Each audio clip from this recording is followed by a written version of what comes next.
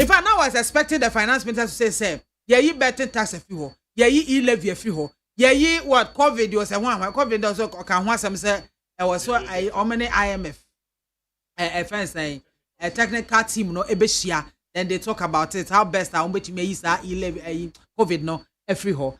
Now, 11 the na me hwese nka finance minister ebeka so be levy ye free ho betting tax ye free ho that man and out here say see I'm just giving you a 10 minutes na me there for calls kakra na ma bisasa nya bia budget no tie ye no wo expectations de na wo hwe ni mu nka finance minister e de betu dwa no o de tudwa pepepe anase na nka wo hwe bibi foforo bi anim wanka ho asem na yenka yenti 0302243540 0302243540 etimesro go straight to the point na yenka ho asem budget na ho asem e na yekan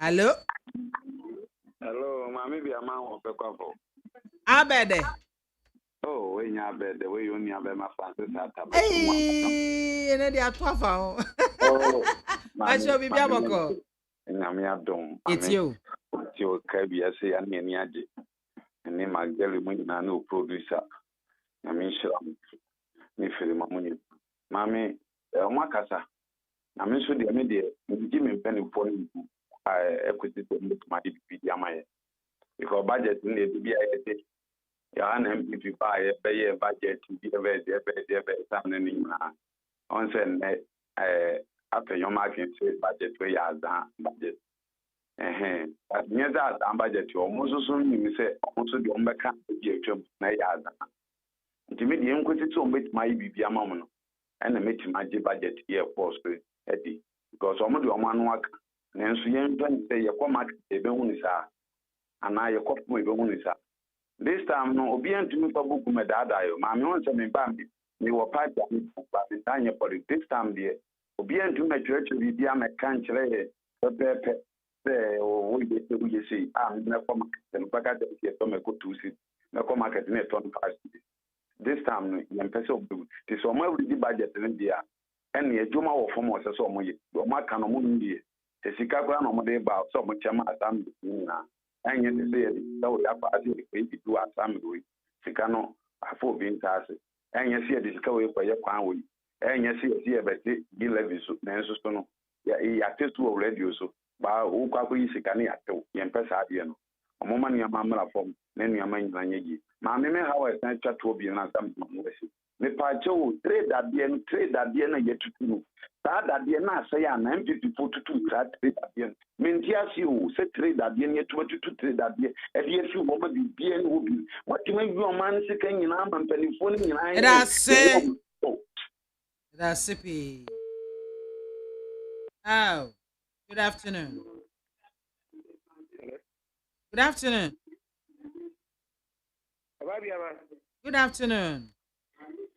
Good afternoon. Osi breke to si bantima krutia mo fe MAAME BIAMAH. Toto Pachi, it's you. Ashima suba kanable Toto Pachi masumo taifa. Precisely do me kwabenya. MAAME, asama o kadi me hoye me na kaka ana ewie wu na o kan news. Budget ni ntimantie news. Obi an kan news ye nyina itie budget. Na mo fa feed me straight. Okay, Matthias. No krani ni oguso a on read the budget no. But taxes are not cafe obey through now we will abolish. Only statement reading in now. Or the book one after the other so we have delivered. Meaning my oguso all kind of okay, so kasi a year for now the corner way. They say our kind budget now we obey you of categorically clear say we committed to do this and we have delivered. We committed to do that. Our book pony in us. Now, no credit. I will assemble minister. Assemble Papa Naba. Yeah, any share betting tax and it has been removed. You share 11 where you for COVID or can be this for VAT. I can say COVID. Family lives in the horror. Almost being a few and after almost year few due to no kind in your exercise and so. You crowd COVID living in himself. A corona or the Bobo Ghana. But in the sɛ akɔhyɛ IMF o sɛ akɔhyɛ SYZ o sɛ akɔhyɛ QRST o yɛbɛyi COVID level yɛfiri o because nkɔfo bi de bɛbɔ yɛ korɔ no nti no kɔɔ wasɛm yi nyinaa sɛ maame wɔyi taxes the nuisance ones nyinaa no wɔyi afiri na yɛsɛ de kyɛm nsumu baako nie wɔyɛ introducing new tax bia Medase pii. Good afternoon. Maame Soja. Hey, Nana Mwako yetio. We are also asking me and count when Unianum. Yeah, Joso. Maame Soja. Me politics. And you are at the 14, I will give you that trigger and put the audio on my neck. Now, me, I am the say, Omoka say, Ume Yile free hall. No way Yile free hall. No more say, I have covered tax. Also, me, also, Ume. And then, or say, assessments now. You have to have assessments now. And then, you know, allowance. I am the say, Omoka, no Mubaba yet. Guardian and now, I'm pushing almost share. What is so? Now, the how many steps? I am betting tax now. Only years to I am ya. Me same thing say. And now, Okomokola and ya bush marketer. And my banner, Nancy, Omoton, you our pump from. You don't ticket at your tax. Ya bo man hobra. No, you obi o cap bet. No, the bet 10,000 Ghana cedis. 40,000 Ghana cedis. I also owe tax. No, most here no more the can ask kill the not the honor as Yasu or tone so our Yasu. You all see a job as Yasu out toast in Yaza more than a tax. Nothing to all cap bet and yes, food one. Most on more tax dia. Now, and imagine as you type, men tears the our cap kind of so because or maybe get a tax. A poor and a digital a mine. Now, I don't know, be a pure, not be the own carry. A holiday for the minister almost some you who did not betting tax on. I'm not betting tax on because I know so I am for so or Piedmore or social more in the room or Piedmore in your own for so. I didn't do all your own tax for my Ghana. I'm so that all them in theater of Tapano. How the Amia pa, so is a tax left floor. Almost half us have better tax member. No one can tax on and tax. You never found more on money back. And I said, Tobu to I am because I'm to Tobu to a bedroom. Tobu to Sambra. That's it. Good afternoon. Good afternoon, Madam. Yes, I don't batch out in the baby afraid. Mediana and Aquamia, I'm free Nibo town. And then you assume you encounter a bit of food. I am a metalisa, so or Chiapa. A geneso. And I wouldn't say, and no other son a Yura, who swamp for Udini birthday. I Yame entering ship on Domino. No one can copy me so back as a part. I can say, Osha Sabri, you are to force and budget here the buy some desk. And the school for na din now be a day. You know, my face you are John Domani, Mamma, won't you mean a Boscheke canoe? They say what this so. Osha free, Omon Beko, in secondary university, on Becon Pufuya, will be a the Quaniqua. And Osha my sanitary pad, and they won't mean to be a baby chebia mom, any j. So I say, and Osha, Sabri taxi levy, and a vetting tax in it, they did also COVID-19 in the Kikan. In that count and now Tony Mount into it. And the other Mampani Mama at a pass on the Basha or Shano. What you made this so? Near Nayan come near more amount to night and him. Because the MPP 20 million, they were down to the money Mama or Baba Yayan Nayan the internet. So I send him 24 where you are ministers, you know. Moano, never man and this were doing now, or they bore man, I had me above. Yen Nayamua, Obi a big maybe Basha on Sano. Trusted man, oh, yeah, I'm an idea, I bore mine for no. And young Quabotum, that's all, yeah, they all drink. Then I am come home some truffle. Obia, Munana from the other woman of man and day. Then put to the acronym. Then I support all man in my own battle. Yenny budget. I'm Obia, Aqua, the BBR, security, BBR, the bear fine. I bore Bia Mobia day. That's why I want to light in one ceremony should be Bia Beko ye. In the Muslim affairs budget. Yeah, but also we be able to hear my day. You know, what I'm hello, good afternoon. Afternoon, MAAME BIAMAH AKWAFO. But you didn't be afraid. It is the champion Hussein Adams, the Flea, Ashama. Okay. Now we are the Basso. The boss, one Abu Joshua Midu Akamba. I say, with you, show no party, show me the Wajib Baby Obiano, the Chano. Minaba.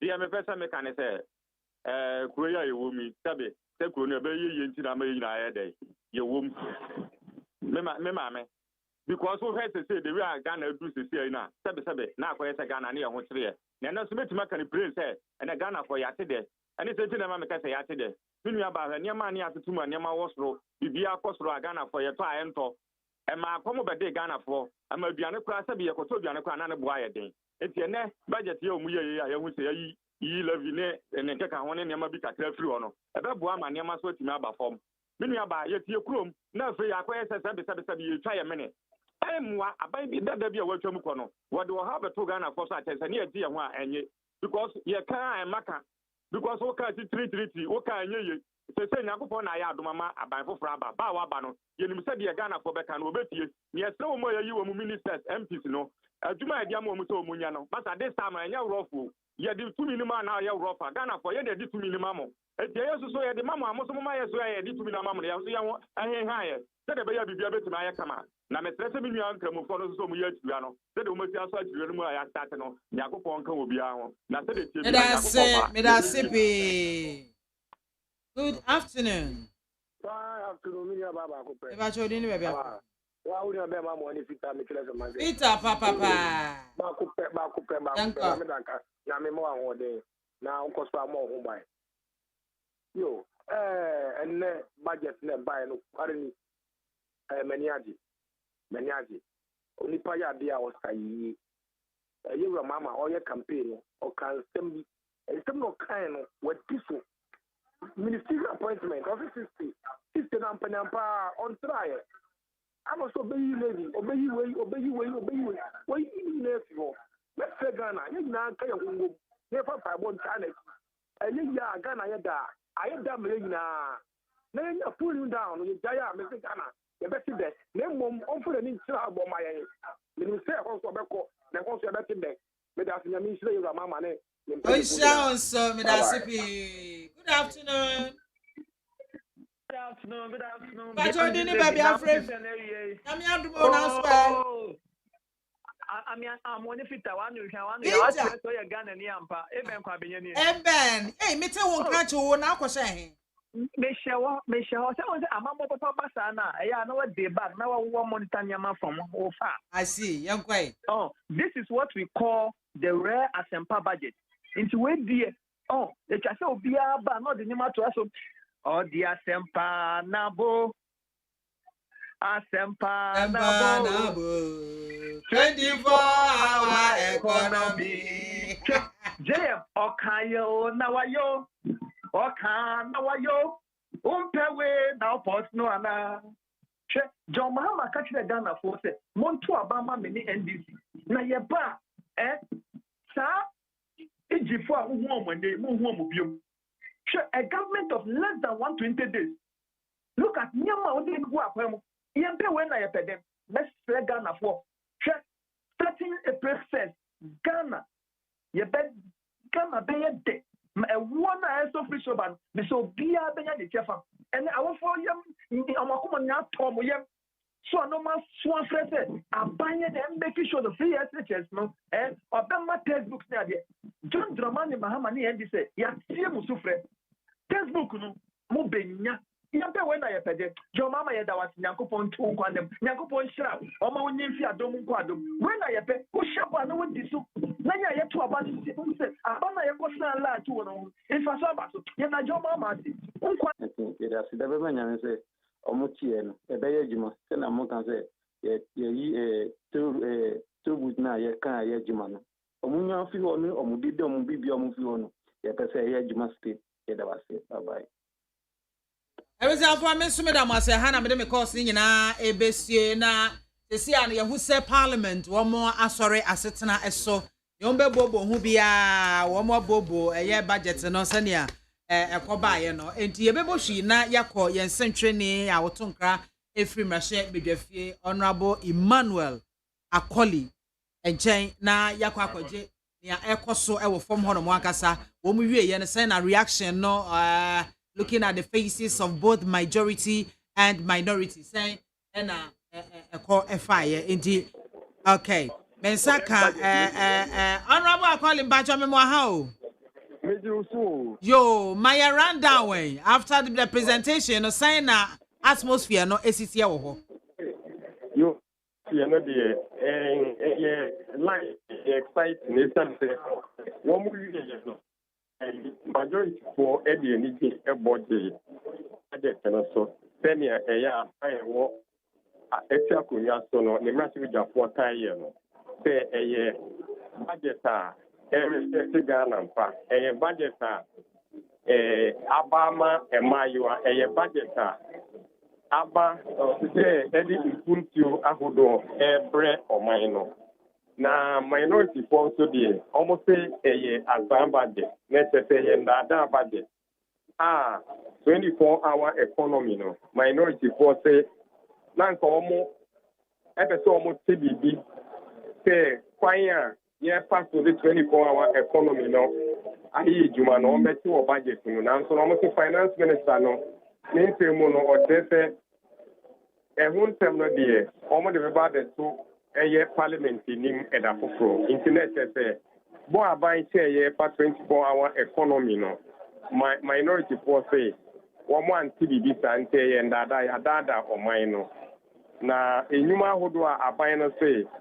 Onam 24-hour economy no ebe biama Ghana kwenye biaye no amaso sana my 54 etre intine ohwe edoma ebaye na omubetie na ebinimo hodomo a edu beedi a finance minister no ke bibi na wonda no mo bo wo mo nsem hansi e mo nsem wa ha intine utumi hu se ye wonde nti e na wo mo ebo wo nsem meno mo ekatei parliament di nejimedi na abayiye enne intino interview let's say masoja for no the tewa the minority for prayer semtre for nhiem sisi a omode senior omusihu budget no even though debate no ana say comment e won so omoye budget no every year intino omo be say senior omusihu budget no enne no omo bo no sofa edite yen semtre for a yeah, won't say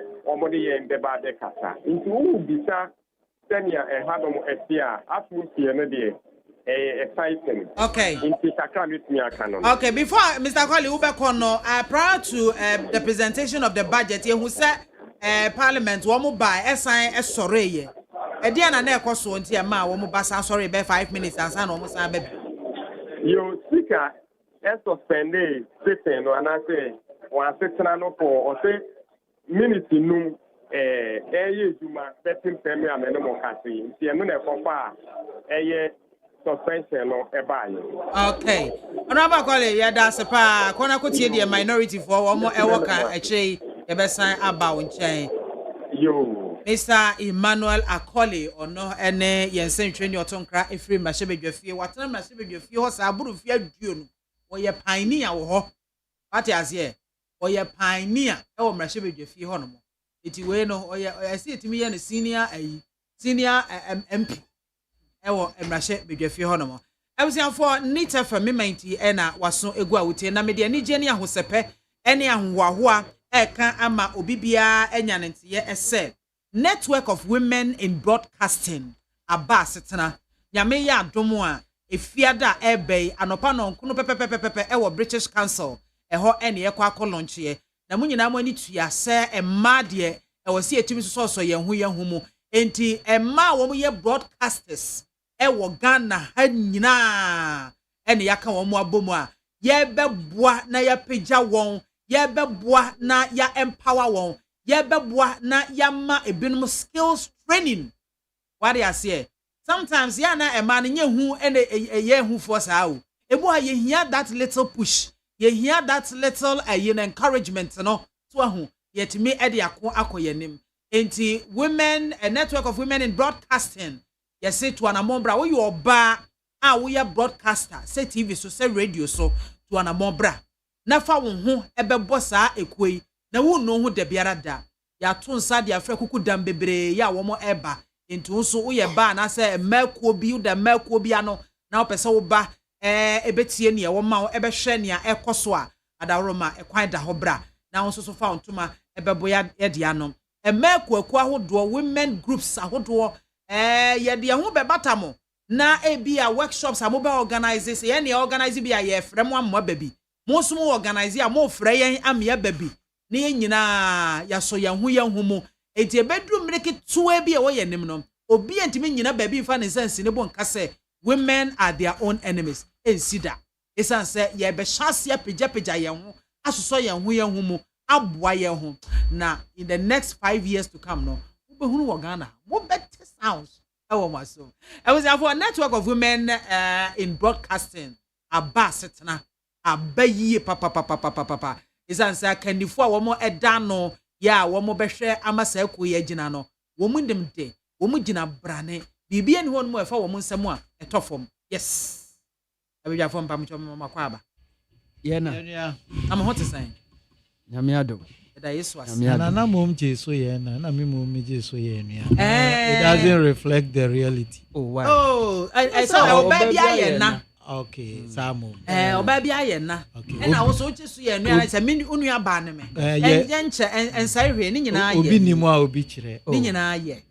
Na me hwe se na de na nke so ka ye. Bibia obeye punchline. Esen ka na na ka se. I say ka ye nua na me ma ka ye na.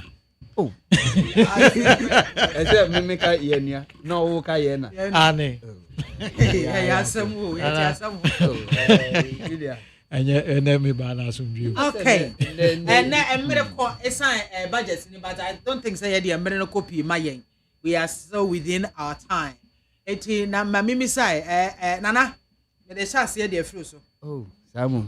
Budget no where your expectations met na me be ho no a na wo hwe ni mo say the finance minister obebo so ampa or the say yo ebobo ni nyina so ana say obobo obi wa mobobi your expectation your reaction.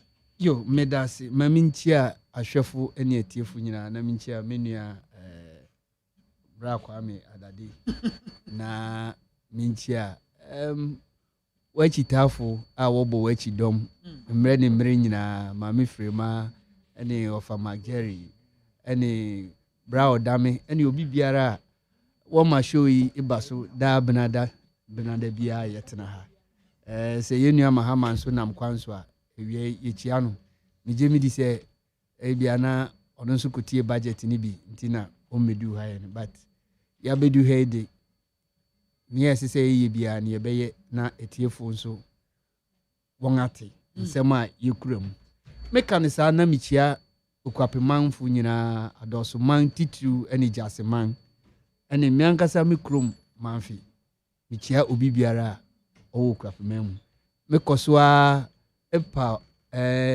president Chow on national executives where NDC forces were power MCs for the 3 Ukwapiman regional Mekano Ukwapiman region because se oko Ekwapim South Ekwapim North ena Okre ukasa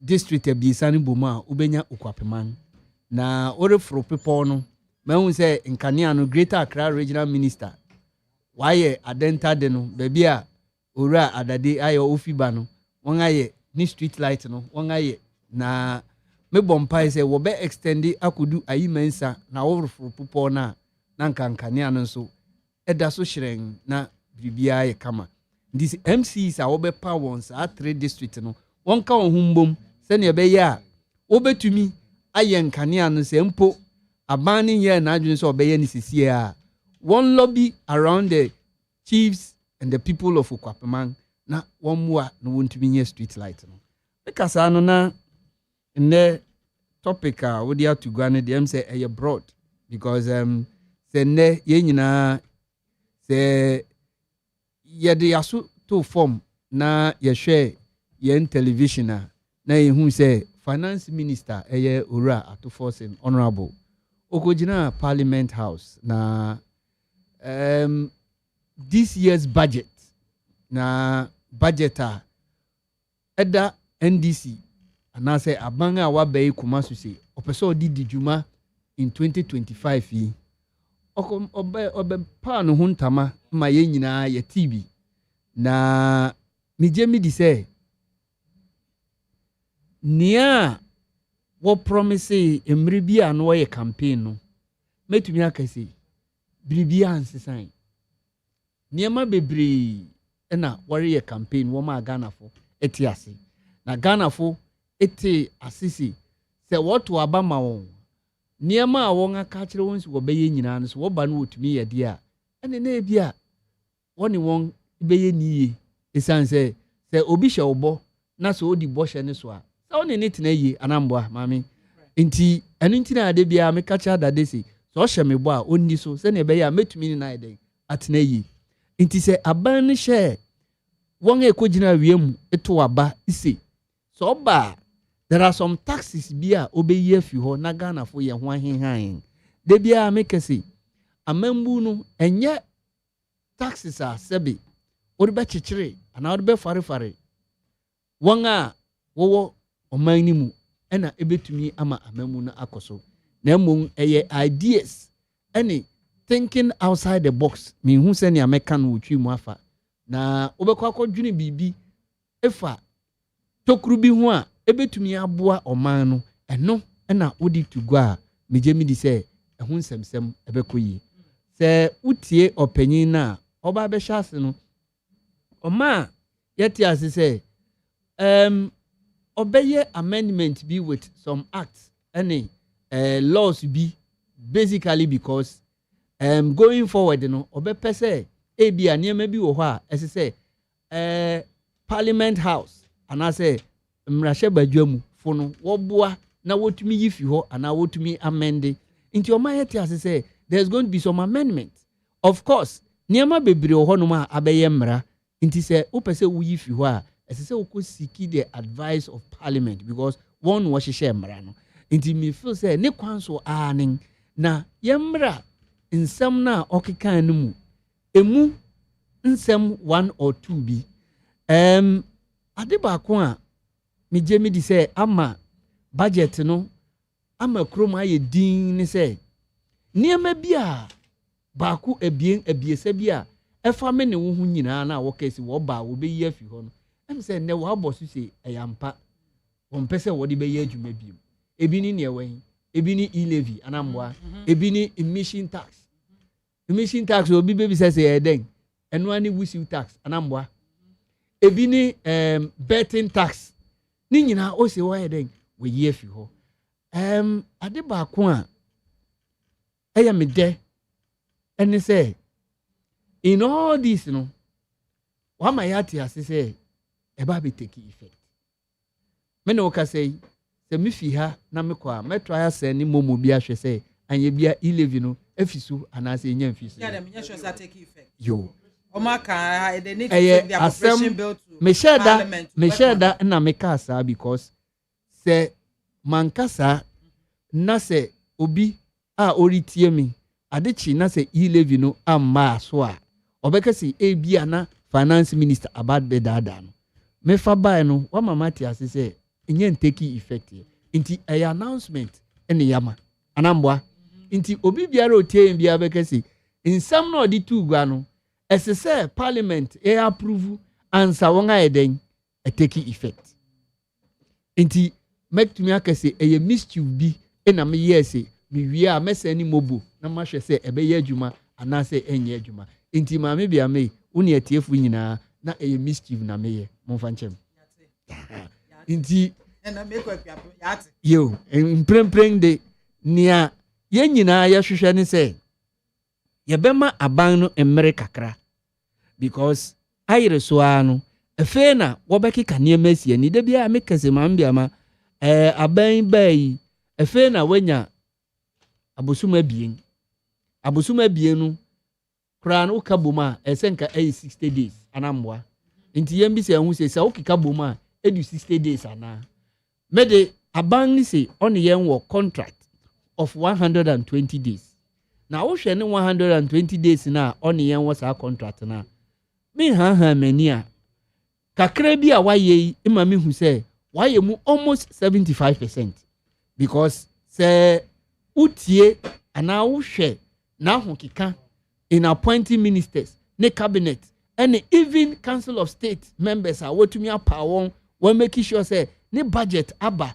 niema bi a okase oba obeye no ni nyina waye wo budget ni ma ye nyina ya tibi sese ne de eye document a ewo ho maame biama enti se emiri bi a yetena radio so na god nwa kese ye ba ye be yi betting tax afi ho na menu adade kese enye no kware sese biribia won krata so enti se uba na wantumi anya and he said 4 years is just around the corner anambwa enti mede ngeka menko a manti se orikesi ebia na maso anti eno because edu miribi na me drive na metie fi ma free nim anya bia road constructions ene nasefo na MPP fo shas ni nyina no I hope say obetu aso na won awi because eno ema Ghana fo ye ho kire yempa titiriu ene amasaman nsawom pokuase lorikwan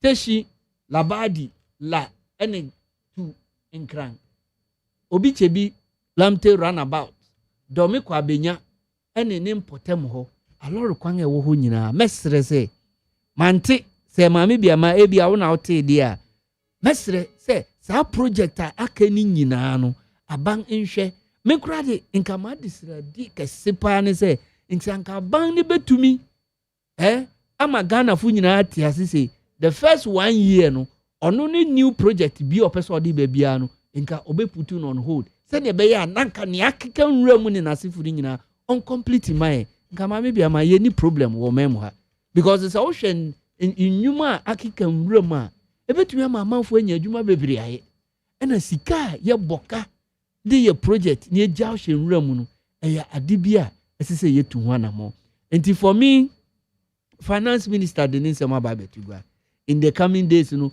beba be dan debate bebre on social media in the media landscape ene nasefo nia ye nim a eye no kware no ye mani nadi ewo mu se opposition party will come and say eye azan party azan budget of course dom kumewo parliament won ashase rekasi we ye azan budget se eye azan se enya azan mame biama ye nyina ye wo memu ha na se ya azan ye behu enya azan so a the moment waka ewo paper so no de bia no we can always go back and refer them enti nhihye biara wodi ato opon so se wo pese wo ye na Ghana ekonanim na Ghana enya nem tomapefra no me into Americhi me supporto me dase men so me dase pi what the time no so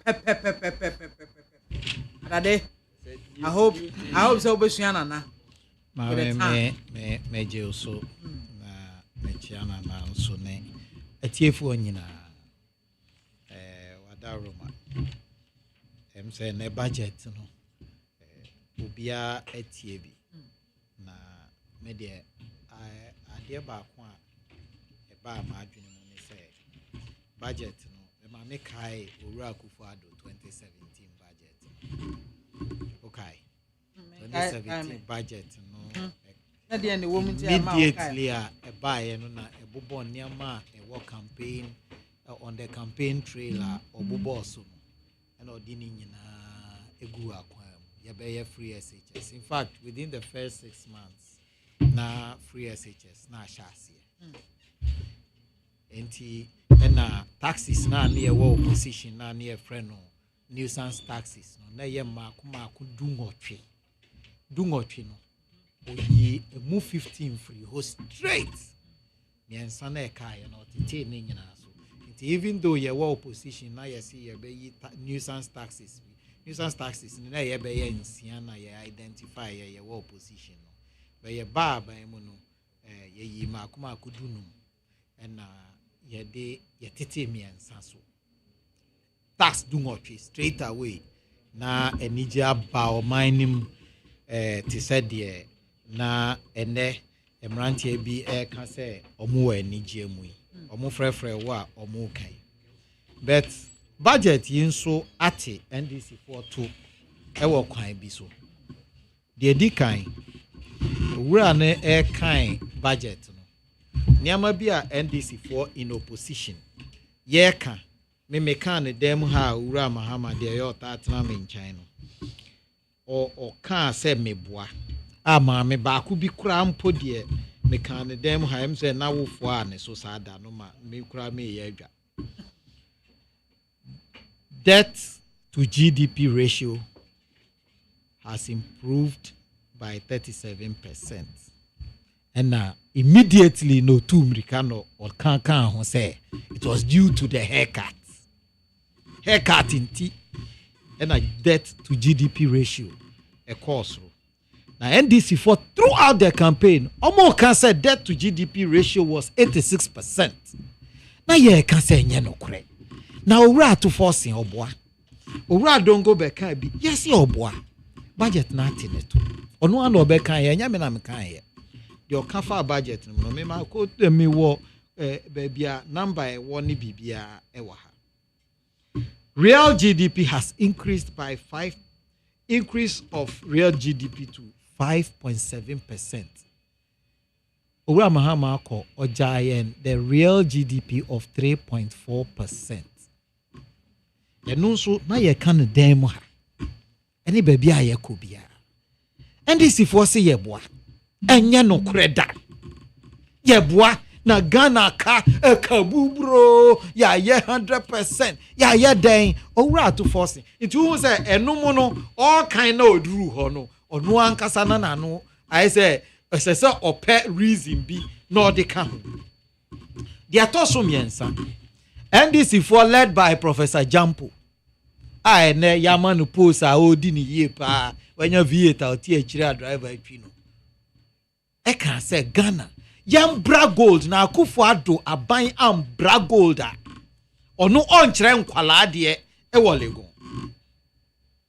O say the key driver of our growth atufos in reason or man for growth no. So about growth no who say ono abrofo can say he has shot himself in the foot. Ono wati ono aniti. No bema reason say you gold in tea no de twice so say galam say who did say galam say but I came to sit in this room and on several platforms now America say 2023 7.7% of Ghana's GDP came from gold mining only and minerals so the akanika hu gold pe no maya unye sika maya uye omanya uye developing country ya can say wotwimu na 7.7% of your GDP usi yantwamu a omaningu a nkrofo ko si lorry kwan nkrofo ko hyehe tai Owura Mahama ya otimi nchan ikura ko obi ode ne ho red e ba dem ha. Look at it. And then budget na sem o kan ye no. The key driver of our growth in 2025.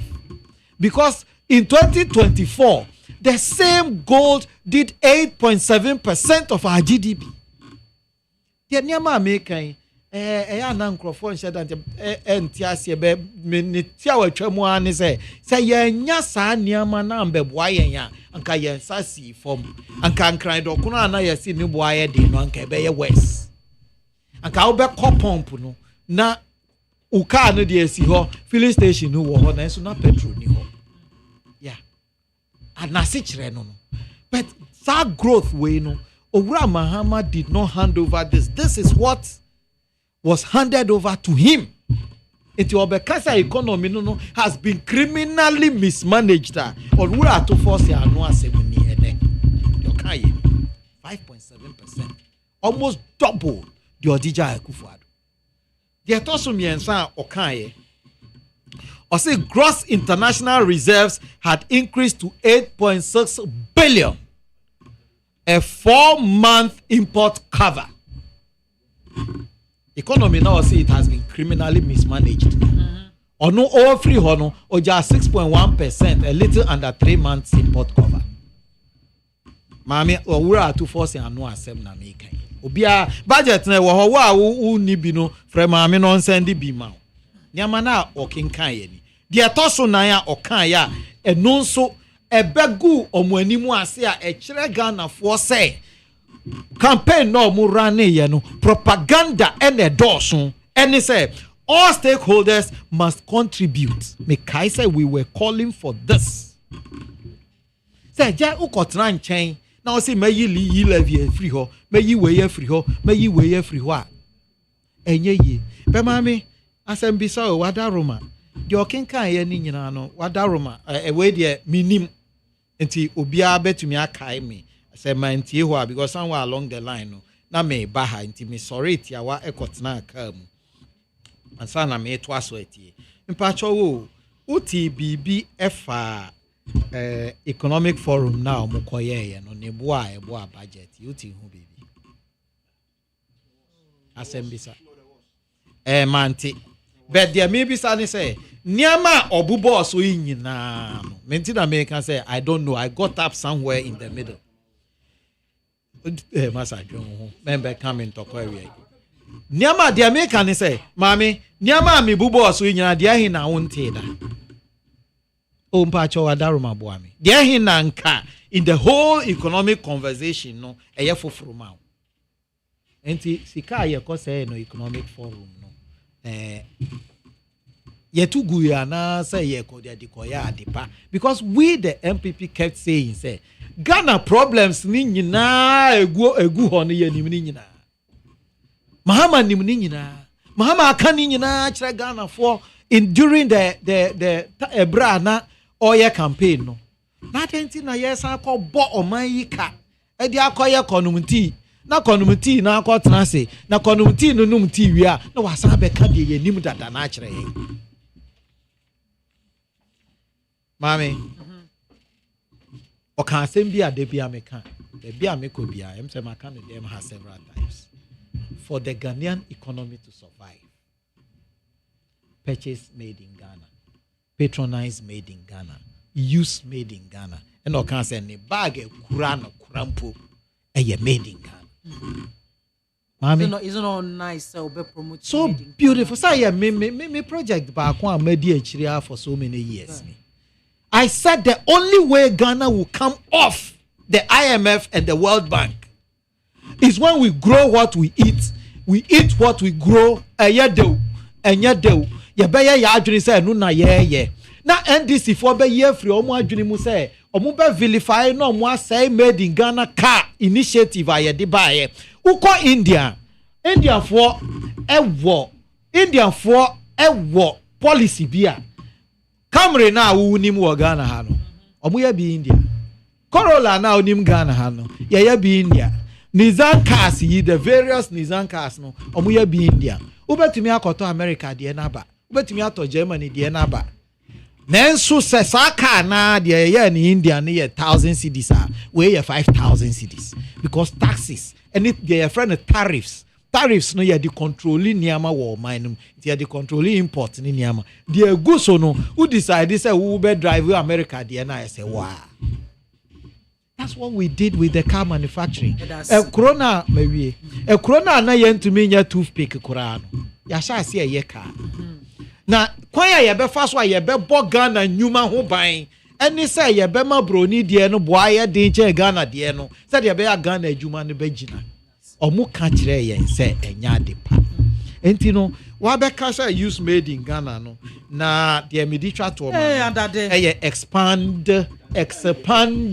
expand the tax net MPP tried omu sie MPP for ye nipa bonfo yen no Ghana for ye time Ghana for kra atu force kan ne expand the tax net na mimi tua na ye aban tua me kan ye timi na ye tua mahama kan ye tinwa at least do ye mercy ni so ultimate kitwa bi to nchai boa o mai do ye lawyer tikitwa bi do ye judge de ye tina at source but do ye adwuma informal sector na ni private sector job bia ye ntino direct tax bia ye tini kakra o mai be konanim ma me de aka no me sa sepe mama me makwa ba ya mini aba bibi aboko de yo adom me ho your government budget ambia mama minchi me co panelist na minchi His Excellency John Dramani Mahama osi ade a oyo ambia ma before I call onto the budget because I speak for and on behalf of government important say if some misconception is being created I met you for me bana metie nana to be frank with you me share with you 120 days policies I promise you realize say John Mahama has chopped more than 95% of 70 now factually inaccurate. So we check here, we're chalking close to 95% of the 120 days promises of making.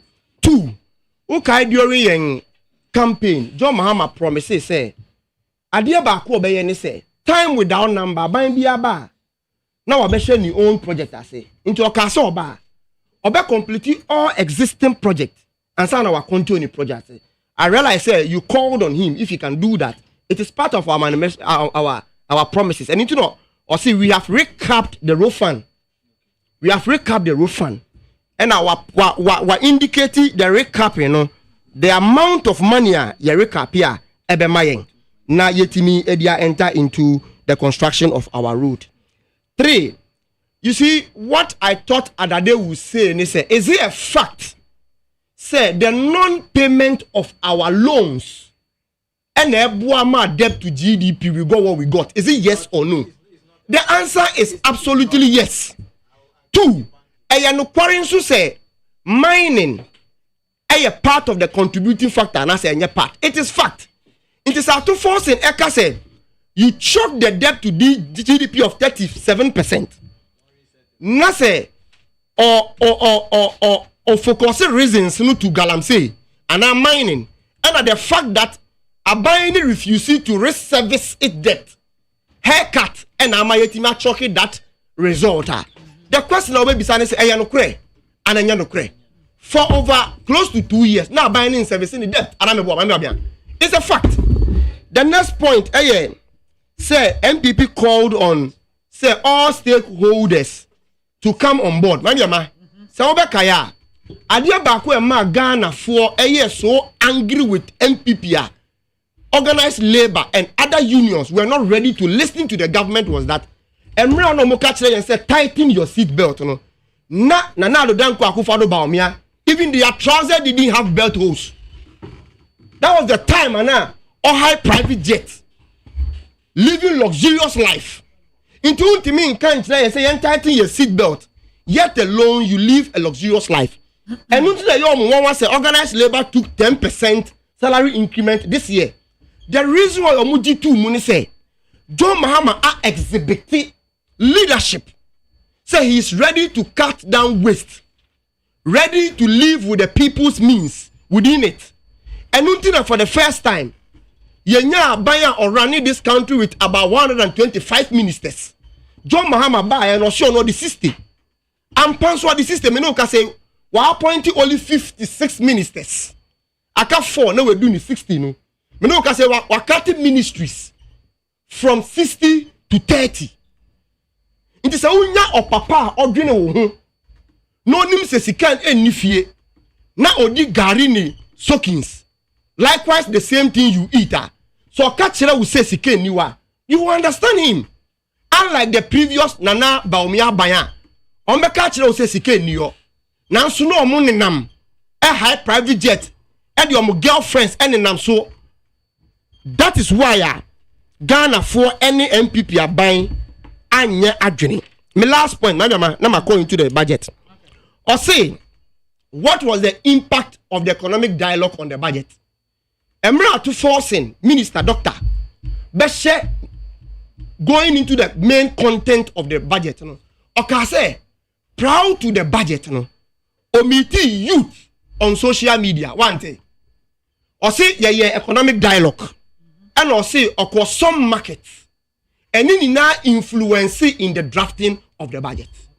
Okay, that one after okay, the parliament say obe present certain budget, certain acts for further amendment, i.e. to review the Petroleum Revenue Management Act, Infrastructure Development Act, Minerals Income Development Act, Energy Sector Levy, then the Capping and Realignment Act, and a Ghana Education Trust Fund Act.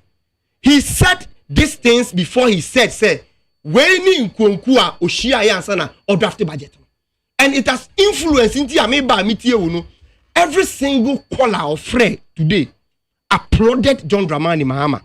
eka kire wo se dia timemu fo person mote no e no mate omo ka kire yen se ye ba ye twa free SHS mu. Today John Mahama has found an everlasting solution to the financing of free SHS. Because what ka kire yen say when we uncap get funder ye be accrued 4.1 million Ghana cedis. Total debt anasika as ye di enter free SHS ay 3.1 million Ghana cedis. So when we recap the get fund, we are even getting more than expected amount ye di be fund the free SHS. Do you know what I'm saying? So it has become an everlasting solution as one of the promises of promising Ghana for your to Obama, because okachire yen say the government over the past 8 years adanko dada do wherever they will get money they used to finance free SHS. We needed a reliable source, and that is what he did. Menu can say teacher trainee allowance were allocated 203 million Ghana cedi for the payment of teacher trainee allowance. Menu can say were allocated one uncapping national health insurance levy. The uncapping of national health insurance levy gives this country 10 billion Ghana cedis. And no any SNK ko share national health insurance mu na ejina brane. Osi obe uncapping road fund. Ambiama or uncapping road fund Ghana benya 2.81 billion Ghana cedi into the road fund. Osi previously sika ye accumulated under road fund no emu less than 50% per and abaying a release into the real road construction. Into your say under the NDC led by John Dramani Mahama, no, we will make sure we will release 80% of Sika yeba accrual ewo the road fund. Into a trial say that capping of those funds, no, was detrimental to the growth of a lot of this country. Imagine say you can say ye ankape no sika ye benya. Ye promises say ye be ma mebunu. Ye nuanu mo school mo ye ma sanitary pad. Me no ka say ya allocate sika a ye de koto sanitary pad. E di ama e school ma omuko school e wo Ghana ha. Me no ka say me ma ye promises so say ye ba, I'm trying to get the figures for you. The promises say ye ba you better share free textbook. About 8 years at NPP best sign the curriculum of the basic school. The schools have not been provided with the full textbooks. Full textbooks. Under John Dramani Mahama Tamils. Now it was EMS, English, Math, Science. Now you're 1:1. NPP by me no say when they change the curriculum, schools don't have textbooks. John Mahama allocated 564 million Ghana cedis for the purchase or procurement of textbooks. Uko KGA, ye provided 4 sets of textbooks, which in 4.4 million, and I have access to it. Uko primary school 4 books, textbooks, in 500,000 and Uko secondary school, ye provided 9 different textbooks for free. For our secondary schools, and 540 and never have access to these textbooks for free. Mama, Meno say you allocated 1.3 billion Ghana cedis to school feeding program, and the school feeding program has been increased by 33.3%. Meno ni na haka say I think 1 CD 20 or 30 pesos. 1 CD 50 pesos. Ayadema and Mofrano. It is woefully inadequate. Even 2 CD nimpo neno. It is still woefully inadequate, and let us admit. But you see your nyaka kra obemao no. Ono nyaka sinso obeden obemao. Temino ka say we have allocated 1.3 billion Ghana cedi for school feeding. Mama, capitation grants. Ayadema schools. Mo de running yen schools day to day schools no. Me no ka say 2024 NPP allocated 84 million Ghana cedis. As part of this budget, we are allocating 454.5 million Ghana cedi an increment of 73.4%. Mandiama, umpe wei na upeden. Umpe wei na upeden. Nursing training allowance. They told us that John Mahama was going to cancel it. Menoka say, you're allocating a lot of resources to the payment of nurses allowance. One promise that John Mahama Maya was an edisu our budget. We must say, you can say, you can local government development. You can't do away with assemblymen. Into your case, we have to find a way to resource them. Into as part of this budget, you know, we're allocating 100 million Ghana cedis. Say you infantry assemblymen. You allocated 300 million Ghana cedi to fulfill our flagship program of National Apprenticeship Program. You allocated 51.3 million Ghana cedi for the establishment and the beginning of the Women's Bank. Said you had share ankran crew mo person mo share dwuma se. Maka say Women's Bank said you can in opposition no. You dey boa ma on person mo ko ankran crew dwuma. The all ye bi dada and at the office after no person here or shase. That bank is going to employ solely women from the head to the last person at the bank. Endema enye anu kwa you promise a Jumera project. And now I can say you allocated 100 million Ghana cedi to the Jumera project. You allocated the national coding program. Say you be training in Mebru in ICT, coding and decoding. And mere rhetorics. This 2025 budgeter, Eddie GDA hope into suo and in Kosuo Abre Ghana for no. You allocated 100 million Ghana cedi for the training of the youth in coding. The minority leader, and you see what you say. Just a minute. Oh, sorry, yeah, on comment, you know.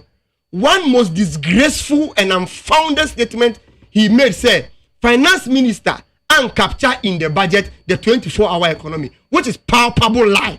As an ordinary, honorable man as he is, and a leader of the minority, he shouldn't have gone that way. First, Finance Minister can say, Obe presented to Parliament the policy framework, because it requires a policy so that we will know what it comes with, the benefit and everything. Or even under job creation, one major policy, Yeribabe reducing the unemployment rate for 14 to single digit. The 24-hour economy, which he said it. Osanka say big push. You can say you be allocating 10 billion, but in this case we allocated 13 billion. So we have even allocated more than we promised. Another way to create jobs for the youth, the introduction of the gold board. And Osanka said the implementation of economic transformational agenda and a made in Ghana agenda. So because I was saying that budget way, it is not a real budget to take the ordinary citizen from how are you woman no boa me no ka se ma e-levy ye fio bed tax ye fio emission tax ye fio san ye mani ni na e ka ho na ma ne ma bo ayedin. COVID, if you want, I can explain to you because COVID is a component of that. Inti Finance Minister can say we are in talk with IMF, and he's even going to form a VAT committee to look at how we will restructure our VAT system. But a few way COVID will be removed because you distorted the VAT regime of this country. So far, so good. Yaminshira His Excellency John Dramani Mahama, the NDC, yes, here, yeah, this tell you how sociable the NDC is. We are really in to solve the plight of the ordinary Ghanaian. Meda super ebusia for 800.9 and our son egua. Utieno na wushemwa before Finance Minister Ebabe yes presentation yera kwachi ofosu edin sebi to just say OGDS Finance Minister will present a candid assessment of the economy and then plan to fix the terrible situation the NPP left. Nana? Ujidi is looking at how the presentation was made and all the components in it, you know, you presented candid assessment of the economy. MAAME BIAMAH. Yes, Nana. Finance Minister. Yes. Otidemu ho. No nim niema wo dan nim. Niema wo dan nim no de abetugwa. Me no ye nwura dem ho. Ana ye nwura dem ho.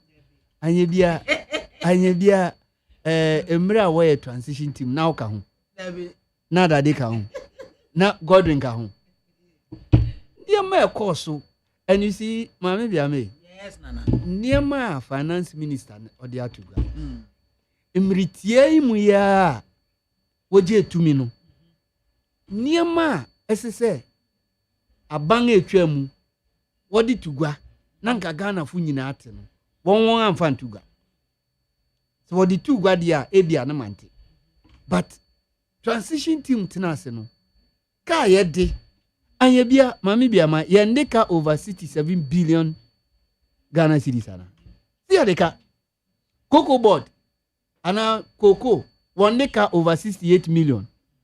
See what deka road lorry kwanga woye ya deka about 21 billion enya deka sa inti say kana ede no eye nokwara na enye nokware sa 67 billion ya deka road construction kwa deka 21 billion yemi sese yenuanom eye nokwara na enye nokware. Figures don't lie. What say? Agenda 111 hospital here we see. Wonga say $400 million. MAAME BIAMAH eyampa ana enyampa. Inti ahin wonga tumili awie.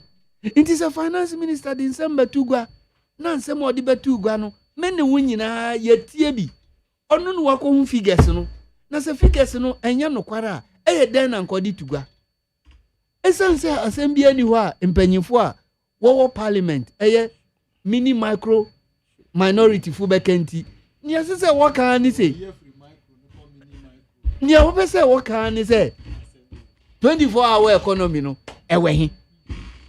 But you see even ojina ho crampo no oka 24-hour economy na the same group will come and tell him say on farm parliament meje hu to me okay he spoke about it. But you see, no the point is me pese me kan assembly na etiefu eti ni America nasi because look ebiana minority leader mini micro minority leader ebiana edu honorida into one tier no for him to just get up and all of a sudden ask say one tier no budget. I was even shocked. You understand? Me once who cried uti animo uti anim pe into then na ojina sunti anoka sansem obviously no me de bia meka na sesi akra na many other day can me bisa ni say anya bia want to mean say one mini micro minority leader na because niema bi any niema bi oye no actually party ni kwachi o. The earlier they act the better for the MPP party. But for me I think say it is about time yama the leaders the opportunity to be able to come out with what they have for the nation. For me I think that if we even want to start doing anything or bashing them, we should give them up to 6 months. Because they say a fair or the budget. A year or two. That's it. A fair or the aba. Nienti a make a 6 months and they say allocations are why MAAME BIAMAH say making can allocations here. Allocations are HSA says Kano will be allocated to various sectors. And so share Niama Okikana. Let's say baby or honum to say what say Wababecha trainee allowance any teacher trainee allowance any nurses trainee allowance. What to me allocated over 200 million at the Akosha Honuma. Then nothing shows so Babecha. Say this free SHS in some way I can say feeding fee crano akosro. For me, so people are better than say and some are working and you're not quarrying I don't get it. Because it's a share MAAME BIAMAH allocation for non-academic fee policy for first year students in tertiary institutions. It is 499.8 million Ghana cedis. And we are allocated for that. It is will be allocated scarce to why then it's just 1 year. Any BM say 242.5 million allocation for support victims of Akosombo Dam spillage. Akosombo Dam spillage Omampenyi bi ko jina ho kesi. Mokra mo nto aba mame. Inti I am said this say me baha because me Omampenyi. When to me allocate even sika bi antu ho. Aben yo ba say wa allocate 242.5 million. No de kwa koma. Inti say dem biem ni anye. Maame biama o say biem biem apart from one Akosombo spillage one tidal waves enso chire one tidal waves nanu ya president 6 March Ketu South okosho also allocated 200 million Ghana cedis to support the tidal waves victims. Into this to tell you say Abano have the people at heart. And me de bia make say we a president and I say ubanu what the 2 minutes wonsa. The people who stood in the sun to vote for you, these are the people you need to think about them, and it's not about your family and friends. It is about the people who stood in the sun to vote for you. And Maame Biama, how many people stood in the sun to vote for NDC? How many people? 50 what? 57 point something. So it tells you, say, they should have the people at heart. Maame Biama, say, free curriculum, base textbooks are abandoned. Say, or no, they abandon your child. Most wakoto tablets. They are students. That tablet, you know, ye baby because me am formal school. Me who tablet ni be. Me ba baby oko school tablet ni bi obefi on famba.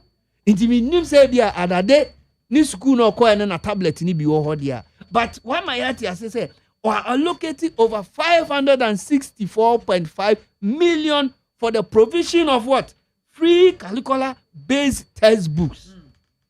Maame Biama. Someone who send ya money cover. It is a okasansem we nyina again. School feeding program. So watu. Inti watu munu ese otumi allocate skebiko anambwa. Hwesika de ko school feeding. Esanse mofra ne doso. Into the 1.788 billion. Maame Biama 1.788 billion. Eno no de kwa school feeding mu. Na Maame Biama de kwa school feeding mu a se mofra yo komre ndi won bie mu. Ana okombedi won. Iti me de asema mi bisa me hu say ade we nyina no answer na ebe to me take effect in the life of the ordinary persons, you know. Just say adademu atna say 6 months they will not criticize. And we see it is a masodia Maame Biama. We have every chance to come here and let the people of Ghana know say azam budget.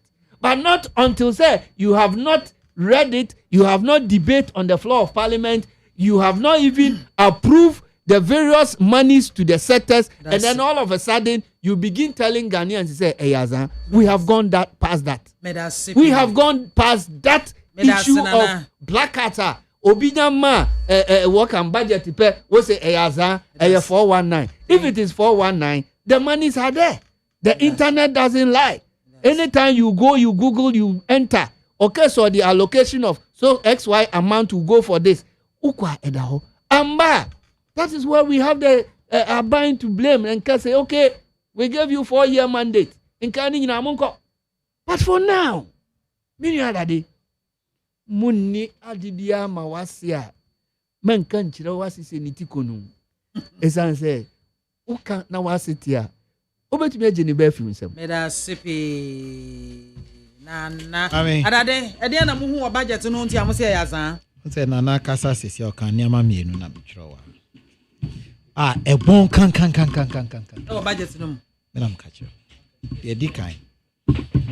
Or say ya setting aside 200 million Ghana cedis. Yeah, they come out flood victims. Meboa. 200 million. Nipa say na unim say yes say omo where they were affected by the flood. 300. Divide 200 million by 300. Obia benya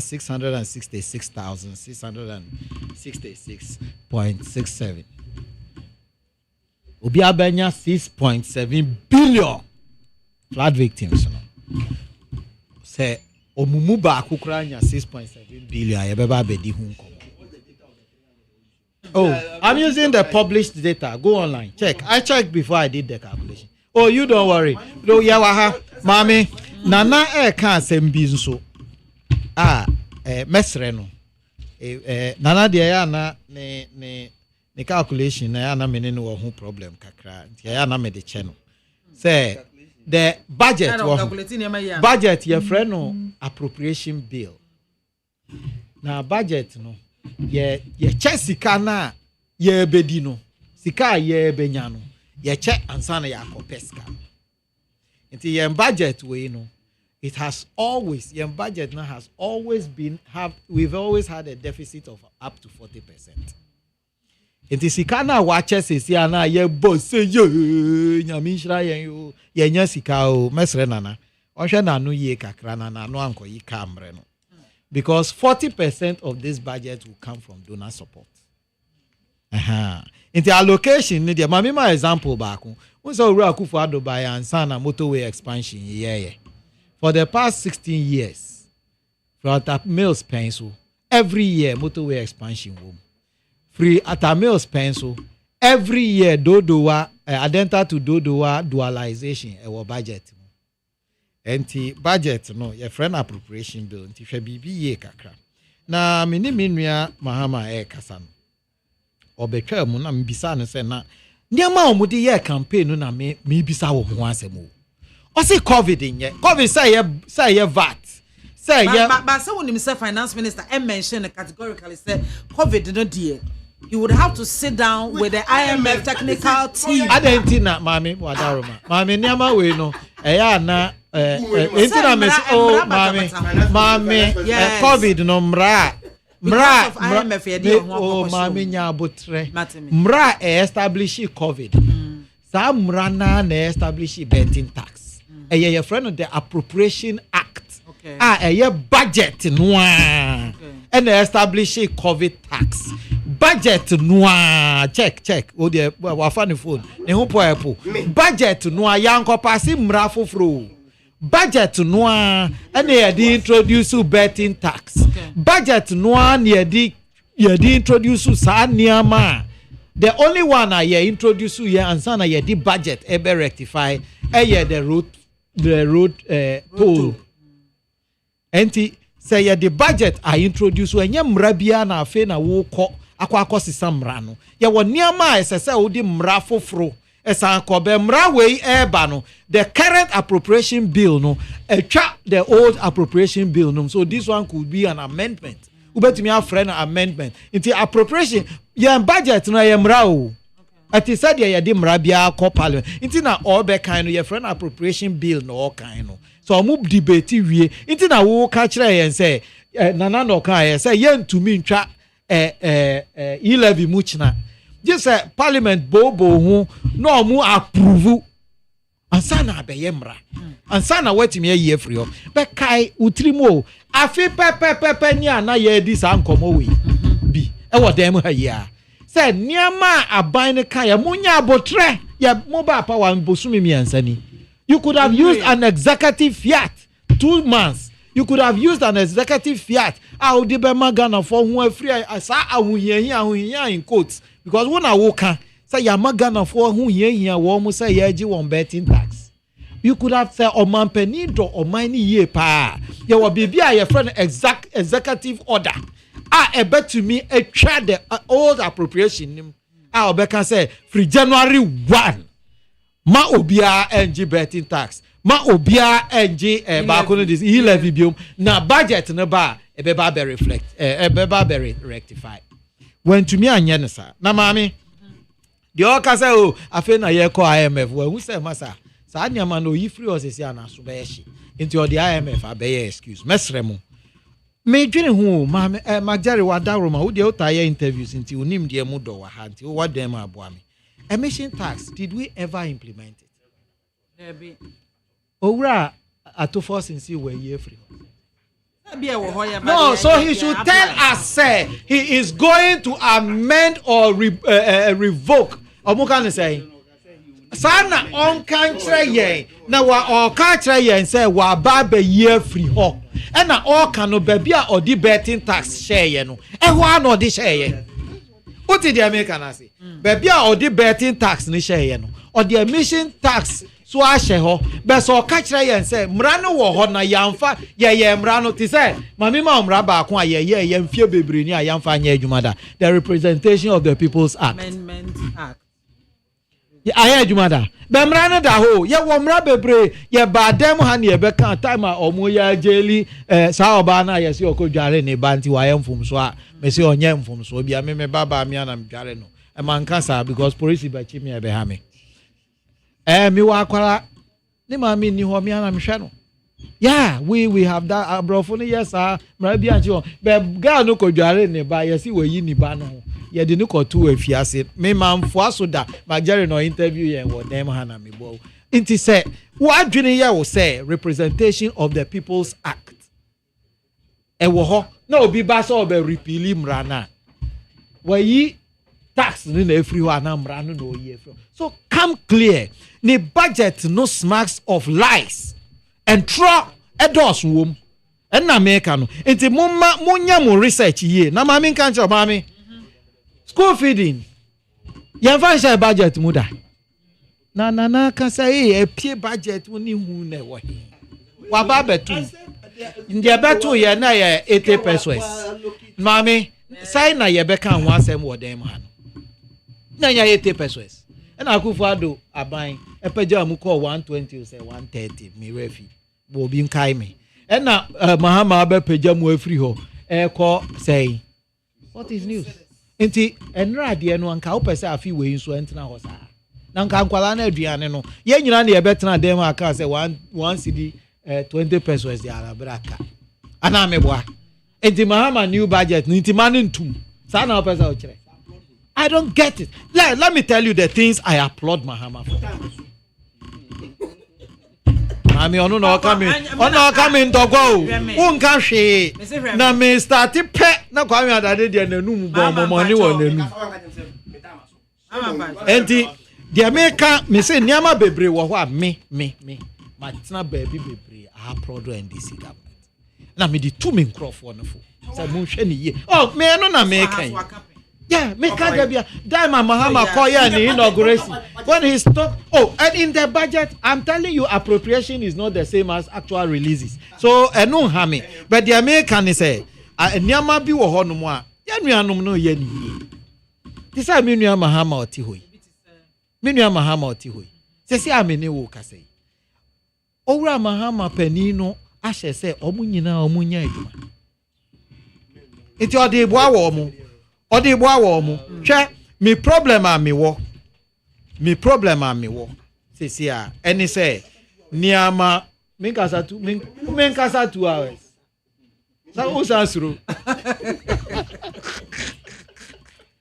mame etiefo osuro ha adwinu osuro ayo enti dia me kan say hwe mesre NDC for na enije na obuhurihuri no omu papa no waye na adwene so oba ba ye ne fie yi me bono abaso wo eno niama oye ne kane corruption na adokoro wo mu no waye na adwene so oba ba ye ne yie na corruption ni ya na like oba improve mechanic say can yie man no he wants to okay mami can mechanic bro he wants to do better than before. Okay. So na corruption na egu omo animu ase omo hwa na budget ya omo akan yi me de me de budget ni mu ya mihwam wo baabi de me enya mihwam no na maka no budget no baabi ya mihwam no nso onhwe na wanfa corruption and okro no na omo nyire omo ho na omo ma nokure ena adi baabi akufo ado aya ade no ye beka sa akufo ado aya ade na me de me how ye ba akopɛ gold board no jitu mu say the gold for oil policy no ya twisting ne kakra na ma omumfa gold board no ni Ghana for dream no de di kan de toso mienu on kan kire me PMMC auto gold board objectives auto gold into what is the difference me obi mba kire me mu. Number 2, you must formalize the exports Ghanaian exports no Ghana for workers or see or the omo ebe kwa manoni. Yenhwe ni ye na nkodane another slave trade because na ye boa nkrofo ama omo akọ abonten na no te me nchen o si Ghana for asaline wo airport na nie o Ghana for asaline wo airport and no was a negative thing on Akufo-Addo. Say Akufo-Addo say Ghana for ye wo Ghana for ye de kwa manoni a sika kra omode man ya ye friend remittances no ebe kosro. In some countries it is number 2. Omo kachre yen say Ghana for kromo ha aya dinti ena ye di Ghana for asaline wo airport owura mahama otimi nchan ye kromo ha aya dinti na wudi Ghana for asaline akwa amanoni ana abe kire Ghana for. So all the point I am making is say niama waka ho asem no papa ujuche me tekrema pe o come in tokwa ujuche me tekrema pe waka ntam kese enti the American say the ma okan ya American ho asem enu nie say ye di Ghana for kwa amanoni na wo mo e ko na anu no na eti say tie the medi twa to okra o say free SHS no obeye ni ye one of the things I me say mebo na baso because and also yeah a negative on he himself is a positive but the negative ni say wa ko say yen sika say or the year education forum no ko ye niam ye te say e ban e bi a e ban say eskafo ntua na hiafo ni nyina say agya mutu it was in the media everywhere. Mami, one thing. It was a suggestion. And na make no say forum no suggestion no. Forum no suggestion I there are others. Mami, I dare you. There are others. Me there because the mimiti you know. The mimiti you na make one sense say. Mama. You see government. It was said say KPMG. One more survey be say the government levy fee or COVID ne. Government is going to lose about 6.4 billion Ghana cedis. And I'm so no where ye. Yeah. You see, what he said was, but before that, maybe you see, me budget way, to be frank with you, or Kasa way, you know, I can peace and come throw producer catch and say, I won't come. The reason is that maybe I'm away a Ghana enemy, Adia NDC and John Mahama are yet in this budget. Journalists should not be quiet about it. Speak to the admiration of the budget. I'm telling you this. Intime bahase and Trona MP before I'm imagining somebody to a good budget in him. I will clear that misconception. You see, I mean, kind of cross and then just now, minority so press conference. Former finance minister said, we never collected the betting tax. That is what they are saying now. They never collected the betting tax. The same. Please, never make us. We never collected emission betting tax in the world. Acquire the same thing as that they can say they never took emission tax. But for me, let's leave that one. You see, he who alleges. Look at it. That was when. Now, this is somebody's report. Be report. We never collected the betting tax. Mami, I am the MPP's representative here. This is what we are saying. We said we never collected emission tax. I have evidence to say young man be or we need be.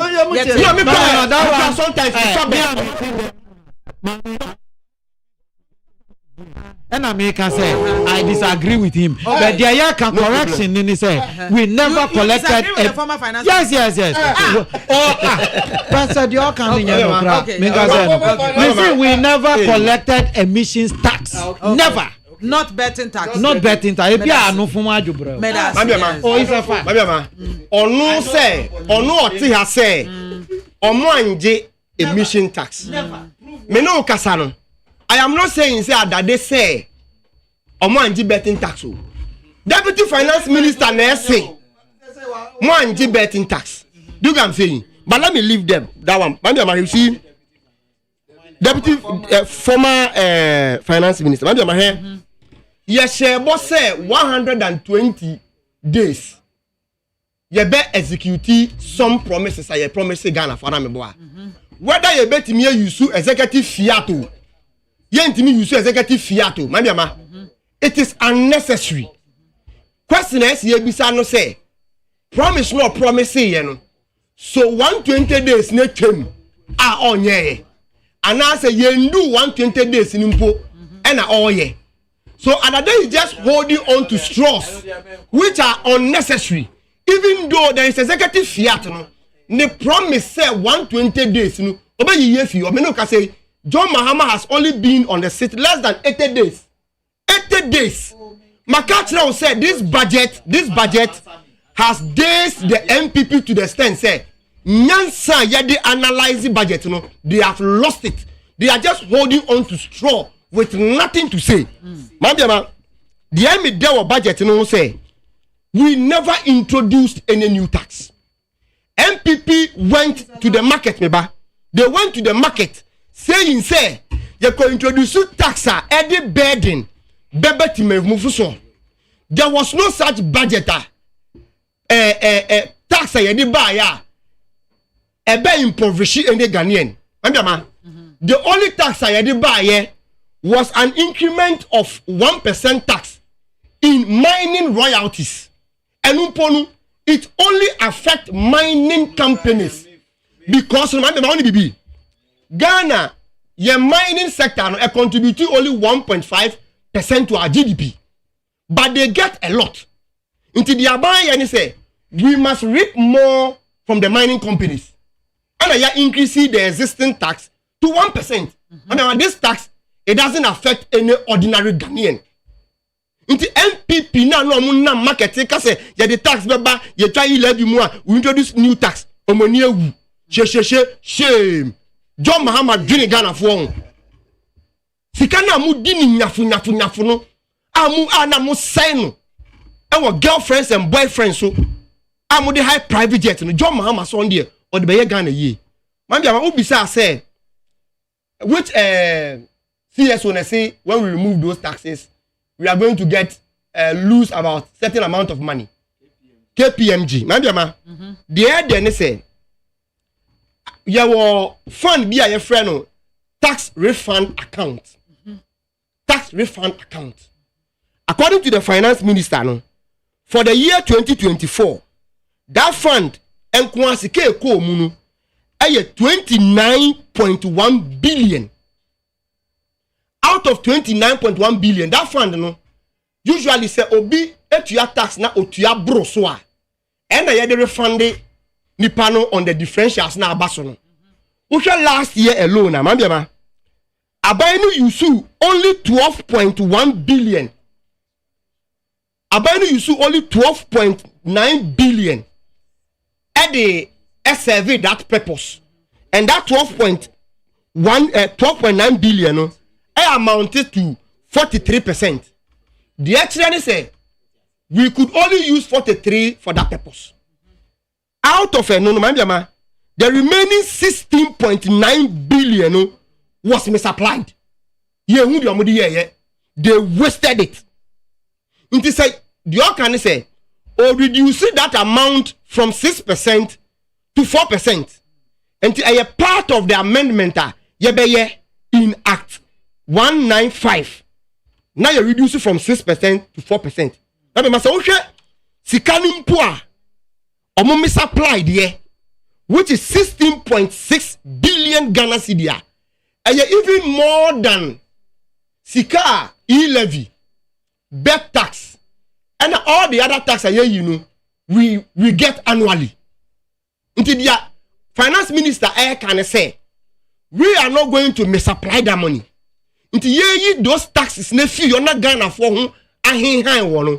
we are going to make good use of that tax refund account MPP for D we are going to apply it very well. And a part of Sasikana, you see you be investing into this infrastructure, the free SHS and what have you. Let us be frank to ourselves. Nipa ya dia MPP for beti matna say try to punch unnecessary, baseless holes to the budget. But the fact remains, say, ordinary Ghanaian now or two aba, two something ko two aba ma NDC no. He appreciate the budget. As for MPP at that day, after no markings, and the entire minority, remember, Omakwa omo te say akroma, the akuko beye biano enya akroma fe.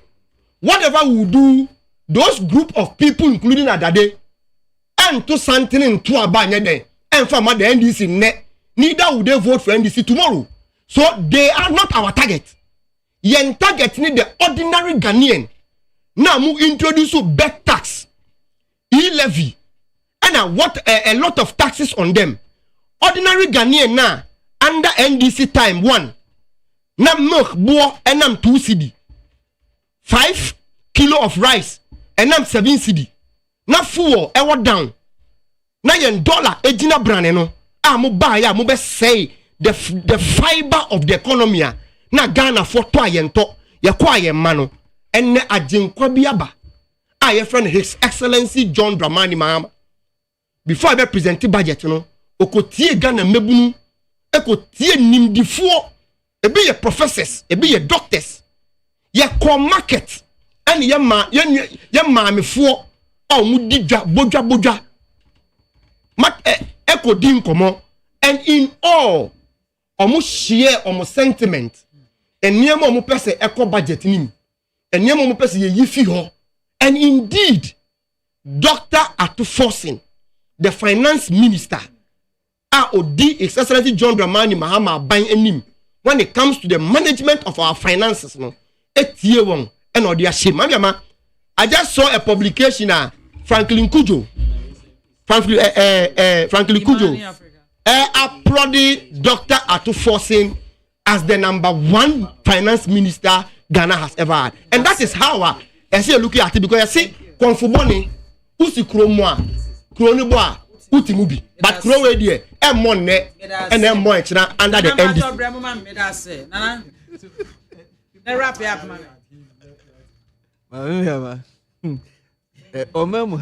No quarrel. One say Adade Kese Ayanofum. A whole former finance minister. Who to me Gina who call your press conference. You see, so it means to say they don't have anything to tell Ghanaians. They didn't, and they were not aware say a budget send a bekonafa. That is how I see things. Intino young cocker bribinche Ghana for na Ghana for still I who say you. But how on earth at this time, this season, Godwin, this season, a whole former finance minister, Minka, he's fasting. Not me a press conference. You never collected betting tax. I mean, how does it take Ghanaians for? You see, let's be serious in this country, MAAME BIAMAH. Let's call speed a speed. I don't know, say. Boys were complaining, guys were complaining about this betting tax and what it is. And the whole finance minister, and now on your way saying what wana. I mean, what is he telling Ghanaians? MAAME BIAMAH, omemuha, yama no kwarindi ye nimukan. And yes, I have a bre as a man. Medasi. Mami, I can sit on this show and authoritatively say, yes, I know person. Edabi eyanofum. Na no na afum because I can tell you on authority say, we actually rolled out betting tax. So me, I have a close relationship with GRA. I can tell you on authority say you're rolling it out. They are rolling it out. Emissions tax law no na dede abahun kese pa enti law no de pass it through parliament there na enso ye ntumi an rolling it out because na dede no do so me metumi the necessary correction on this platform say me assure say he meant emissions tax and not betting tax because betting tax no dey mean so metumi di ho dance here say it rolled out and I say yanjiji betting tax kra boa owura mahama ya otimi nchan yidi betting tax abom yem ewo dem ha no say yanjiji ena minimu a ebi ananka mebubu ni na nyina wo dem ha but wo de abom yem kra ma me maji atum kra ma bo defense sa abepim na nti me sa correction na meye but ma me ende no me ende no na me sense so dua say minim say owura mahama obo modern so be save ska magana o mani nye ho na me de me Ghana ni Ghana yeyi nso ama me ni manu a anope na me tie kwa bra na okobo so say gagantu an bi a epie ba bi a eya yehu no o kan radio so enye say ye di nkomo kokwa mu oni magjerry na ti ha no peina o kan say gagantu an bi a epie no yenya ya wishi ni ye be say gagantu an ni pie nchen a obehu ana nanimu agu ase emi ni ama papa obo hu da wuro no omomodin say ebeye ho na ebeboa ono a meda sipi yes Mabiama say ye ni nipa na ye adwuma de nanso wo nipa ho but to see say a government is willing to fight against corruption and they say sade no eba anamo oban ne beye den ebitu Mabiama hwe in short mitie budget we wie ye no na me hu say MPP ananado ni ba omia di yenim no for the past 8 years they wasted the time of Ghanaians and they were so wicked and thieves and corrupt in such a way say yen you we fi abenwane so a they would have taken Ghana to a different country but John Mahama and Aban they are in. Thank you so much. Rakasi Ankoma Nana Kwame Osei Adade Godwin Ayaba Mahama of the Indies and Nana into Americi of the also what political analyst. Yeah, my memory was so second round after Yemfa and course no na Yemfa and sorry so 0302243540. Hello, good afternoon. Good afternoon, I'm Biamah. If I told you baby afraid for Dr. Newman, Yanko. Dr. Newman is my computer. My member say mentia Nana Kese, Nanaka Blankese, AK Nana K. I face mentia Mr. Kofi for Sunkanza for national youth. It was on our for the market. Pinyaba, why body a DNA TV da. Oh, it's easier said than that. We are one kind of man. The very implementation or maybe the drama I'm gonna find so as our papa. Because we are okay in the idea who any have to be so that every PIB. Then people here quite a moon, then we don't get it. Nana Medina now we are say. It's about Kenya now, but who can know near Papa can't find people. Every people so I can't find people now. Yes, negative things. It's every people on my Papa Biamah and I know for that. I won't bet Sana Sanitano so but the same thing. It is some of your politics guy, yeah, we use more party say, who must ask them where individual and some of your political analysts. But when analysts are going to be able to move to and I say, good afternoon. Good afternoon, MAAME BIAMAH. I'm better than Afi Wabana Francis Atta. Francis Atta. Okay, Yanko. I'm here for the Mafenyo and George Draman. MAAME BIAMAH MPP for Muya Fuankasa. I mean, former finance minister or finance minister or I mean, who are pension of $5 cities, 9 cities, who cost 70 cities, and will be up a program. And this by how many days? Omunya de no moyeno, Katra that is Omunya kum, Nomusha move up on Modeba, and then ya test them there at a force in Yamishra, among Quatentenia Modi, Jordaman Mam, obey the Bagana. I'm a town for you. Mamma will be a Kukuntewi, and then Mumbai press conference actually. Yangana free with you, until you have to abet Yamun, 1.7 billion good. When you're being Uncover Bintra, I want to say, Anna would do so, you know, first and NDC for by one set. One send you NDC for change. Once NDC for MPP from by Stona, or whom I can do, no, my dear. Medasipi. Good afternoon. Ababia Mami Joso, the Tupachi Masumbium Domi, Kavinya, Alpha precisely.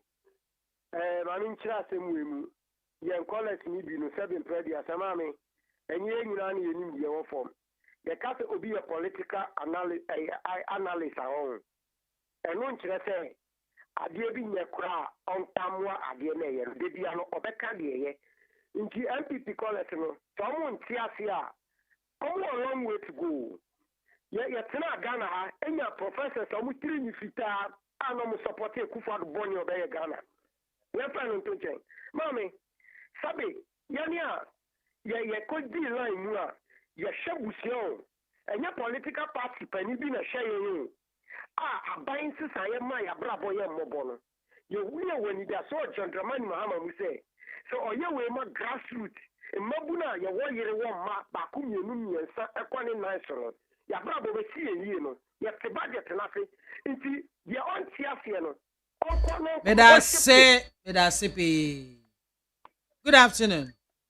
Hello, good afternoon. Onai man wapom to say. Yesu adom seto yanko. Mr. Nyampam fama oni wati phone na chief allow chairman Mr. Flip na Honorable Abubakar Sadiq Boniface. Omo upon Ramadan conclude me man happy Ramadan pa.